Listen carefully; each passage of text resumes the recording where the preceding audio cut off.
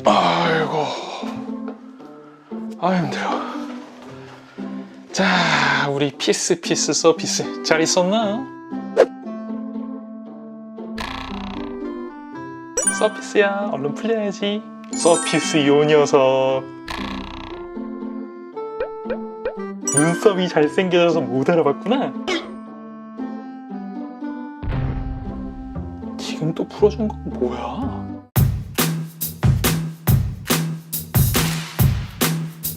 안녕하세요 여러분들, 테크노사우루스의 티라노입니다. 오늘은요 마이크로소프트의 서피스 랩탑 4를 가져왔습니다. 서피스 이름은 굉장히 많이 들어보셨는데 써보신 분들은 별로 없으시죠? 근데 사실 그럴 수밖에 없습니다. 왜냐, 이 서피스라는 제품이 뭐 사무용이라든지 게임용이라든지 뭐 영화용이라든지 이런 식으로 범용으로 사용하는 제품이라기보다는 정말 사무용 사용자에게 아주 특화된 제품이기 때문에 여러분들께서 이 제품을 만나시기가 쉽지 않았을 거예요. 이 서피스는 크게 두 개로 분류가 가능한데요, 태블릿 방식의 키보드를 탈착할 수 있게끔 만들어진 프로, 북, 고 같은 제품들과 지금 이 제품처럼 화면이 따로 떨어지지 않는 전통적인 노트북 방식의 랩탑, 그리고 랩탑 고라는 제품이 있습니다. 그런데 어떤 분들 같은 경우에는요, 투인원으로 이렇게 접히는 것도 아니고 완벽하게 태블릿으로 분리가 된다라고 하면은 태블릿으로 분리가 되는 게 무조건 개이득 아니면 서피스를 랩탑을 왜 사지? 이렇게 생각을 하시는 분들이 있더라고요. 그런데 여러분들 그렇지가 않습니다. 이게 미묘하게 사용성의 차이가 분명히 나요. 자 보세요, 랩탑은 상판이 뭐죠? 네, 디스플레이. 그 밖의 역할이 사실상 없죠. 반면에 서피스 북이나 서피스 프로 같은 제품들은요, 디스플레이가 붙어있는 상판에 보드, 배터리, 스피커 등이 전부 다 들어가 있습니다. 그렇기 때문에 태블릿형은요, 무게중심이 상판 쪽에, 반면 랩탑은 하판 쪽에 무게중심이 위치해 있습니다. 때문에 이렇게 무릎에 올려놓고 쓰는 등 랩톱으로서의 활용 비중이 더 높은 사람은요, 태블릿형 제품을 사용을 하게 되면 오히려 훨씬 더 불편하게 됩니다. 이제 랩탑이 따로 있는 이유 아시겠죠? 자, 이제 제품을 좀 보죠. 이 제품은 서피스 랩탑 4라는 이름에서도 알 수 있듯이 4세대 제품이고요. 인텔 프로세서와 AMD 프로세서를 탑재한 제품이 전부 다 출시가 되긴 하는데요. 제가 가져온 이 제품은 AMD 라이젠 르누아르 4980U가 탑재된 15인치 모델입니다. 이게 원래 해외에서는 제품군이 더 있는데 국내에서는 라이젠 모델 13.5인치는 르누아르 4680U에 램 8GB 실버 색상, 15인치는 르누아르 4980U에 램 8GB 실버 색상만 판매가 되고 있습니다. 구성품은 아주 단촐한데요. 일단 본체가 있고 그 다음에 몇 장의 설명서들과 어댑터와 케이블이 들어가 있습니다. 어댑터는 65W고요. 불량이기 때문에 조금 들고 다니기 걸리적되기는 하겠지만 사이즈는 굉장히 컴팩트한 편입니다. 그리고 여기 보시면은 어댑터에 신기한 구멍이 하나가 있죠. 요거는 뭐냐? Always On 충전 포트로 활용을 할 수 있는 USB-A 타입 포트가 들어가 있습니다. 일단 디자인부터 한번 보여드릴게요. 약간 뭐랄까 맥북 보는 듯한 느낌이 들죠? 정말 군더더기 없이 깔끔하다, 이런 표현이 가장 어울릴 것 같아요. 하판 볼트까지 이 4개의 고무 지지대 안으로 넣었고요. 심지어는 후면에 그 흔한 흡기홀마저도 뚫려있지가 않습니다. 그럼 얘는 도대체 어디에서 흡기홀을 확보를 하는 걸까요? 자, 이렇게 키보드 덱을 오픈을 하게 되면요, 쿨러의 흡기 방향이 상단을 향해 있거든요. 즉, 이 키보드 사이 구멍을 이용을 해서 유입되는 공기를 이용을 하는 겁니다. 보시는 것처럼 여기 스피커도 좌우측에 이렇게 달려있지만 스피커 구멍도 상단 쪽으로 안 뚫려있죠. 그럼 이 스피커 구멍은 어디로 갔을까요?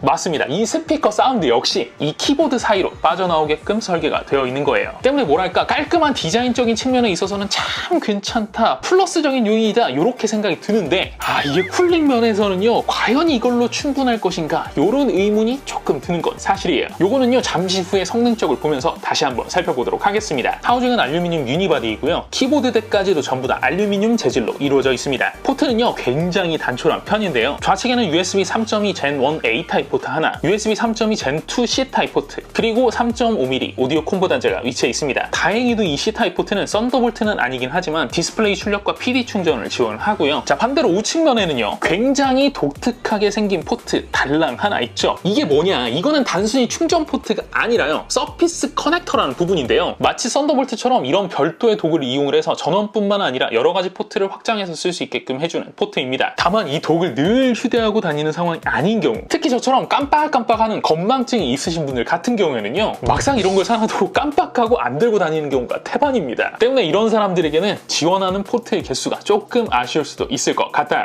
근데 뭔가 요거는 합리적인 의심인 것 같은데 디자인도 약간 맥북 느낌 비슷하다고 말씀을 드렸잖아요. 혹시 포트 구성도 맥북이랑 감성을 공유하신 건가? 디스플레이는 15인치 2496바이 1664 해상도의 픽셀 센스 디스플레이가 탑재가 되어 있습니다. 서피스의 아이덴티티인 화면 터치 역시나 지원이 되고요. 그리고 굉장히 독특한 부분이 하나가 있는데 여러분들 눈치를 채셨나요? 네, 맞습니다. 바로 화면비가 3:2 비율이에요. 3:2 화면 비율 굉장히 익숙하지 않으시죠? 그 얼마 전에요. 그램이 출시가 됐었을 때 16:10 비율로 나왔었는데 세로 비율이 굉장히 넓어져가지고 사무용으로 굉장히 인기가 좋았었거든요. 그런데 이 3:2 비율이 16:10 비율보다도 세로가 더 깁니다. 그렇기 때문에요. 진짜 엑셀, 워드 등 사무 작업에 있어서는 야, 진짜 정말 시원시원하다라는 표현이 정확하게 들어맞습니다. 단 디스플레이 비율은 늘 장단점이 있잖아요. 그렇기 때문에 영상을 볼 때에는요. 상대적으로 16:9 비율이나 16:10 비율보다도 넷톱박스가 위아래로 더 넓게 생기게 됩니다. 색역은 sRGB 기준 93%, 감마값은 2.3, 켈빈 값은 6500K가 나오고요. 밝기는 100%에서 375니트, 0%일 때는 5.9니트까지도 측정이 됩니다. 뭐 다른 측정 값들은 좋다라고 보기에는 조금 어렵고 그냥 일반적인 다른 노트북들과 거의 비슷한 수치거든요. 그런데 켈빈 값이랑 최소 밝기 같은 경우에는요. 다른 노트북들에 비해서 굉장히 독특한 수치가 나왔죠. 이건 그럼 도대체 왜 이랬을까요? 결론부터 딱 말씀을 드리면요. 제가 서두에 말씀드렸던 것처럼 이 서피스 랩탑이라는 제품이 애초부터 사무용이라는 걸 딱 전제에 깔고 나왔기 때문입니다. 즉 영상이나 그래픽 작업에 반드시 필요한 색역, 컨트라스트 이런 데에 집중을 하는 게 아니고 색 온도나 밝기 등 장시간 화면을 보는 환경에서 눈을 편안하게 만드는 거에 디스플레이의 세팅이 초점이 맞춰져 있기 때문에 이런 독특한 값이 나왔다 이렇게 생각을 하시면 되는 거예요. 실제로 이렇게 완전 어두운 환경에서 작업을 할 때는요. 다른 어떤 노트북들과 비교를 해도요. 눈이 정말 편안하다 이렇게 말씀드릴 수가 있어요. 하지만 여러분들 눈 건강을 위해서 반드시 작업을 하실 때는 불은 켜고 하시는 걸로 아시겠죠? 자, 베젤은 조금 광활한 편입니다. 약간 맥북처럼? 이거 보면 볼수록 자꾸 맥북이랑 느낌이 많이 겹칩니다. 이 사람이 무슨 소리 하고 있어? 정신 차려. 베젤은 인아웃 베젤 합쳐서 11.5mm 정도로 측정이 되고요. 디스플레이 상단에는 720p 캠, 윈도우 헬로우 얼굴 인식 카메라, 그리고 2개의 마이크와 조도 센서도 탑재가 되어 있습니다. 윈도우 헬로우가 있기 때문에 지문 인식 센서는 당연히 빠져 있고요. 거기다 플러스 저는요. 이게 혹시 제 얼굴이 보여지는 상황에서 제 의도와 달리 혹시 쉽게 풀리는 거 아닐까 이렇게 생각을 해가지고 좀 테스트를 해봤는데요. 자, 이렇게 마스크를 낀 상황에서는 입까지 보여야지 비로소 풀리고요. 얼굴이 이렇게 보이고 있는 상황이지만 측면으로 얼굴이 보일 때는 풀리지가 않습니다. 정확히 정면으로 눈으로 화면을 쳐다볼 때에만 잠금이 해제가 되기 때문에 혹시 이렇게 모니터가 열려있는 상태에서 옆에 그냥 모르고 지나가다가 잠금 상태가 풀려가지고 나 몰래 누가 내가 작업해놓은 걸 갖다가 훔쳐가면 어떡하나 이런 걱정은 안 하셔도 될 것 같습니다. 자, 다음은요. 개인적으로 봤을 때는 이 제품의 하이라이트라고 생각되는 부분인데요. 바로 입력 장치입니다. 여러분들 제가 계속 반복적으로 말씀을 드리고 있지만 이 제품의 핵심 컨셉이 뭐라고요? 맞습니다. 바로 사무용 제품이라는 거예요. 때문에 장시간 타건을 지속을 하더라도 손에 필요함이 없게끔 소프트하면서도 구분감이 명확하게 느껴지는 타건감을 가지고 있습니다. 물론 이런 타건감 같은 경우에는요. 개인 취향이 충분히 반영되는 부분이기 때문에 다를 수도 있습니다. 여러분들의 느낌과 제 느낌이요. 그런데 적어도요. 제 생각에는 이 키보드를 딱 경험을 해보시고 나서 이거는 내 취향은 아니야 이렇게 느끼실 분들은 있을지언정 야 이거는 진짜 타건감 매우 구리다 이렇게 느끼시는 분들은 단언컨대 없을 것 같다라는 느낌이 들어요. 다만 문제점을 딱 하나만 지적을 하자면 이 스페이스바가 좀 짧아요. 전 보통 이 오른손 엄지로 스페이스바와 한영키를 치게 되는데요. 한영을 누른다라고 치면 Alt가 눌리고 스페이스바를 누른다라고 치면 자꾸 한영키를 누르는 현상이 종종 발생이 됐습니다. 그리고 트랙패드 야 요것도 진짜 물건이에요. 솔직히 제가요 맥북에서의 트랙패드 질감을 만점으로 둔다라고 한다면 정말 윈도우 노트북 중에서 90점 이상을 줄 수 있다라고 얘기를 할 수 있는 제품은 이 제품이 유일합니다. 사이즈가 맥북에 비해서 조금 작은 게 흠이라면 흠일까? 슬라이딩, 제스처 모든 부분에서 다른 윈도우 노트북들에 비해서는 거의 최상급 수준이다. 이렇게 정리해서 말씀드릴 수가 있어요. 자, 다음은 스피커 품질이에요. 아까 합판을 열었을 때 잠깐 보여드리긴 했지만요. 일단 모듈 사이즈가 남다르긴 합니다. 다만 일반적으로는 스피커에서 나오는 진동이 합판에 전달되기 때문에 여기서 불필요한 소음이 발생되지 않게끔 움직이는 고무 댐퍼를 갖다가 넣어놓는 게 보통이거든요. 그런데 얘는 고정형이라고 봐도 될 정도로 굉장히 빡빡하게 박혀 있었기 때문에 이게 조금 걱정이 되긴 했었거든요. 그런데 막상 들어보니까 괜찮은데? 이런 생각이 들 정도로 굉장히 깔끔하게 나옵니다. 제가 생각을 했을 때는 이 맥북 에어랑 딱 비교를 하면 적절할 것 같거든요. 자, 이 두 제품의 스피커 비교 영상 같이 보시죠. Yeah, I've been running and running to keep it 100. It's all that I wanted, but lately I don't get the stomach. The higher the summit, the harder the plummet. They know me all over this planet.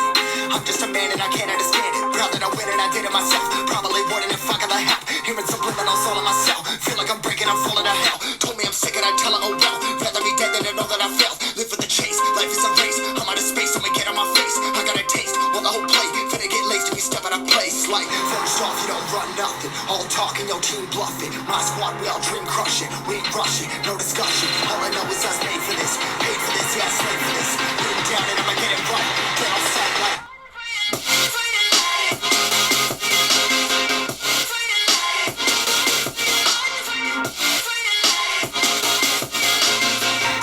And I'ma get it running, get on sight like.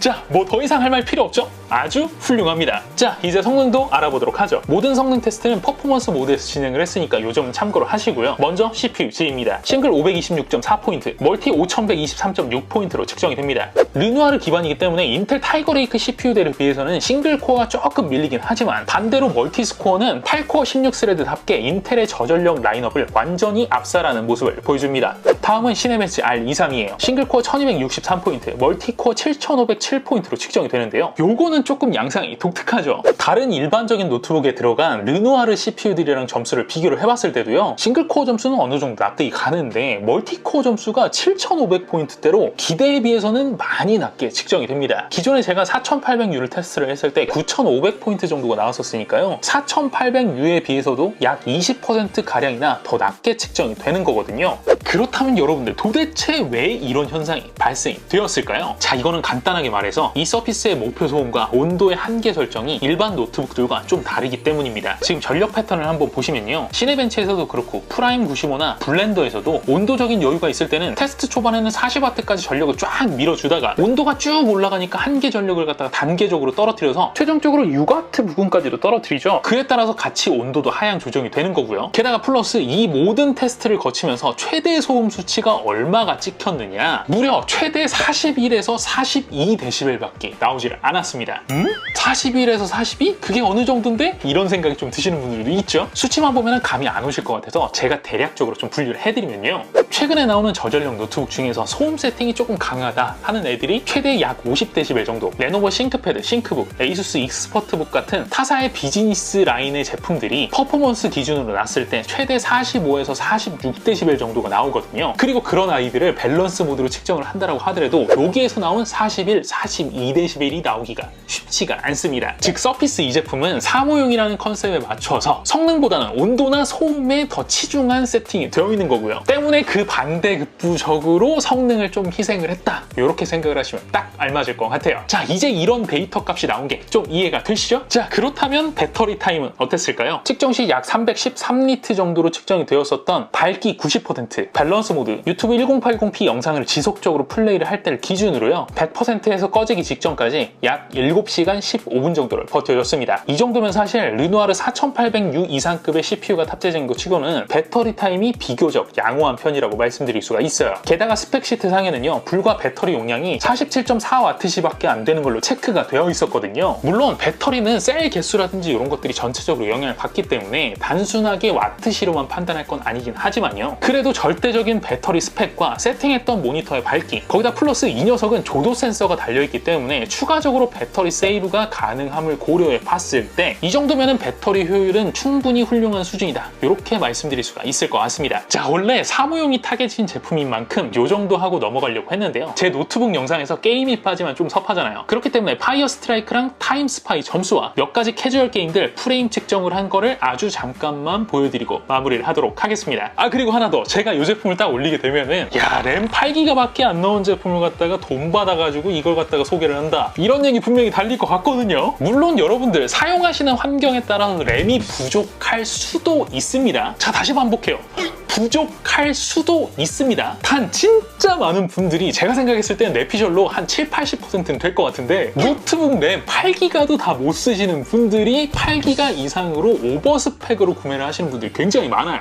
그래서 제가 일반적으로는 사무용 환경보다 램을 훨씬 더 많이 잡아먹는 게이밍 환경에서 이 8기가 제품과 16GB의 차이를 한번 보여드릴게요.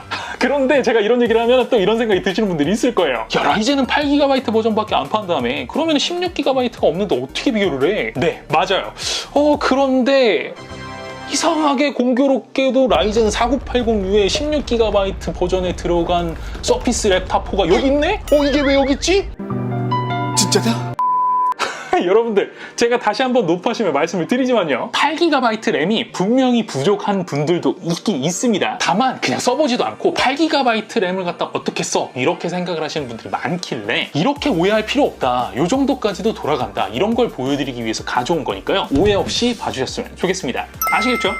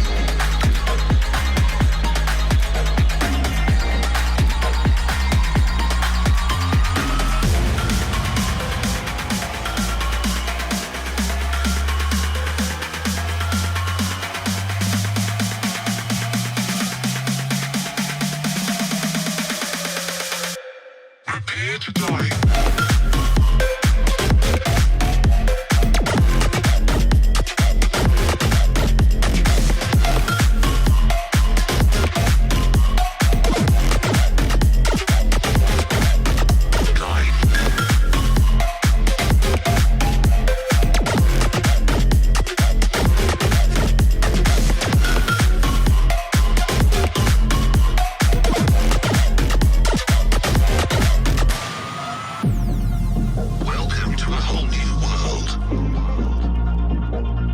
Your planet is now under Midranger's control. Humanity will be exterminated. If you hear this message, do not try. 자, 여러분들 보셨죠? 더 이상 제가 말씀 안 드려도 되겠죠? 그죠? 자, 여러분들 어떠셨나요? 오늘은 마이크로소프트사의 서피스 랩탑 4 라이젠 버전을 같이 알아봤습니다. 장단점은 뭐 하나하나 설명을 드렸을 테니까 전부 다 이해를 하셨을 거라고 생각이 들고요. 그러면 이 제품은 도대체 어떤 분들께 가장 어울리는 제품이냐? 첫째, 사용 패턴 중에서 사무용도로 활용을 하는 게 거의 6할 이상은 된다, 요러셔야 되고요. 두 번째, OS는 반드시 윈도우가 필요하신 상황이어야 되고요. 세 번째, 깔끔한 디자인과 무엇보다도 빌드 퀄리티를 굉장히 신경 쓰시는 분들에게는, 솔직히 그런 분들께는 가장 적절한 보기가 이 서피스이지 않을까, 이런 생각을 해봅니다. 오케이? 자, 오늘 영상은 여기까지입니다. 영상 봐주셔서 감사드리고요. 여러분들의 생각을 댓글에 주르륵 남겨주시면 제가 답변 드리도록 하겠습니다. 좋아요와 구독 그리고 알림 설정도 꼭 잊지 마시고요. 이상 티라노였습니다. 고맙습니다. 아, 이거 계획이 없었는데 13.5인치로 하나 살까? 4680이 좀 땡기는데?